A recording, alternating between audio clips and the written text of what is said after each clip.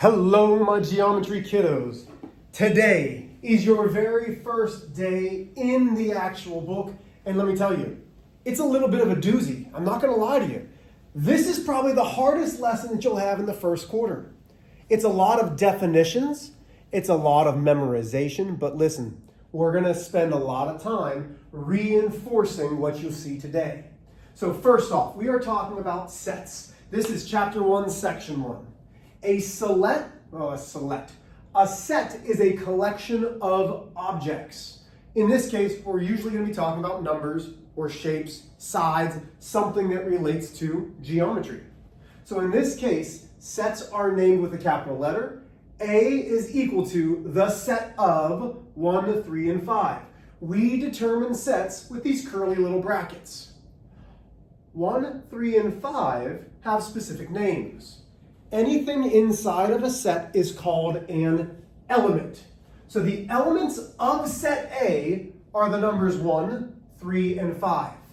Okay? Set builder notation states the rule describing these elements of a set. So how do we do that? We have A equals our curly bracket.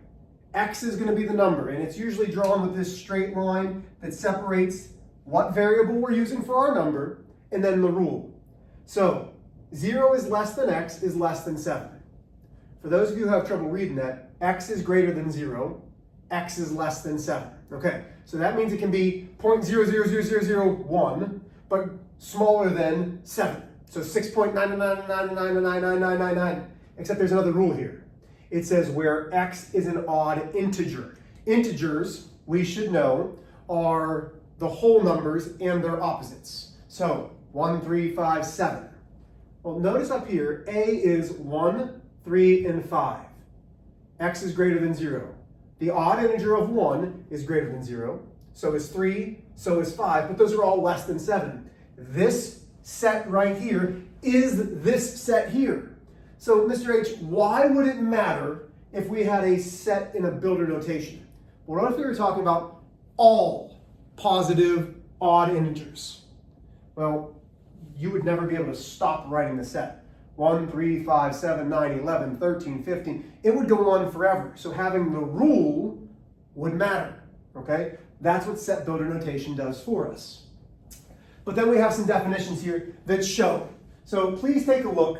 These are not C's. Those are supposed to be really skinny, like sideways U's. I don't even know what it's called. But this shape here, which is the skinny U with a line in it, is called, it is saying, is an element of. The number 1 is an element of set A. 1 is an element of this whole set. It's one of the many elements. The circle with a line through it is the empty or null set. That means there's nothing there. An empty set is always a subset of every set. We're going to get there in a second. An equal set, something saying A would be equal to C, means, so I could have something like this. C is equal to set 3, 5, 1. Those are equal because they have the same elements in them. They contain the same elements in both sets.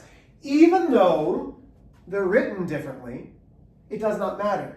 1 matches up with 1, 3 matches up with 3, and 5 matches up with 5. Notice there's the same elements in each set. That is an equal set. A subset, every element in B is also an A. Now, so let's see an example here. So let's say we have A is 1, 3, and 5, but B is the set 3 and 5. Every element in B is also an element, or is an element of A. Well, yeah, 3 and 5 match up with this 3 and 5. So all of B is in A, but that doesn't necessarily mean that they're equal because we're missing the element 1 that's in A. That's why I can say that B is a subset of A. The U, and let's see if I can make this look a little bit better. This sideways U, which is this, is a proper subset. B is a subset of A but B is not equal to A. And that is the most difficult. And in class, we will see what that means as we go through these. Okay? Just know what the definition is. This is called a proper subset. B is a subset of A, but B is not equal to A. Okay? Those are very different. Now, you're going to see me with my book here. Because listen, this is the most difficult portion. And I'm going to draw some of these, and you've got these. Okay? But I want to make sure that you have it exactly like the book is, so then I can add my personal spice to it as we actually are in class. This is just to help you have a little bit of a head start before we go into it in class. So far, sets are a collection of objects. Sets are made up of elements. Those are the things that are inside the set. Set builder notation tells us the rule. And then all of these are going to be important. You're going to have to memorize them eventually. But we have is an element of. The elements are what's inside the sets, not the set itself. An empty or null set. That means there's nothing there. Is equal to. The two sets are the same. Subset, every part of B is in A, but you can't flip those around. Every part of A is not in B, so it's important how you write this. B is a subset of A. And then you have a proper subset. B is a subset of A, but B does not equal A. And again, we're going to talk more about that one in a little bit. So, let me erase all this, because we're going to be talking about Venn diagrams. And in geometry, Venn diagrams are going to be important to describe and think, because my goal for math, y'all, is to make sure that you know how to think. Okay, you'd think that I would want you to just know math. No, I want you to learn to think for yourself, and that's what the beautiful part about math is. Okay? God gave us this beautiful language called mathematics that has a pattern, that has sequences, that allow us to learn to think for ourselves and put those practices into our everyday life. So, the first thing that we're going to talk about is the union. The union is this upside down curve. It's a U, okay? This says it is the set containing